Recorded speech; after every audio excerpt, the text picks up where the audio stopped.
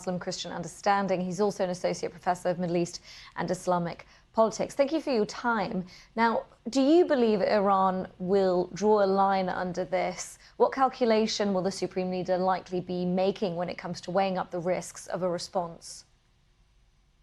Well, given that reports coming out of Iran, and I'm referring specifically to a report that was just published in the New York Times that strikes me as very accurate, that Israel did not hit any sensitive oil, gas, or industrial sites, but it did take out air defense systems around those sensitive sites, making Iran much more vulnerable in a future Israeli attack. I think the regime in Iran is going to sort of try and present this as a victory, as a limited strike, in the hope of de-escalating the crisis with Israel and the broader Middle East. I think that's how I'm reading this situation. But of course, we're far from a resolution of these tensions because all of this comes back to Gaza and now Lebanon, and those conflicts are still raging. And when you look at Iran right now, how would you assess their military capabilities, especially when we know that their proxies have suffered a series of blows?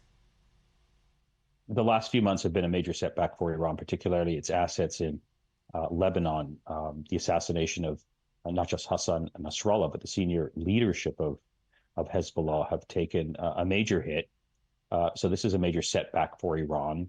I think Iran realizes that it cannot win a war with Israel because that would most likely bring in the United States. And it's important to point out that within Iran, the regime has a lot of problems. It has a lot of deep societal anger and discontent with the state of politics.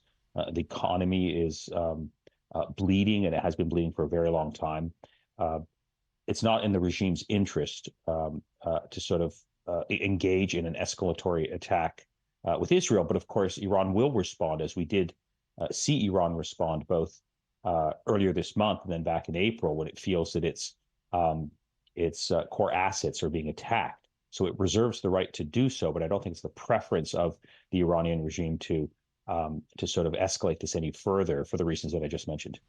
Well, could we also take stock for a moment, because it's easy to get desensitized by a lot of the developments in the Middle East given the year that's happened. But how grave a situation is it that we're talking about direct attacks between Israel and Iran when you look at the historic context here?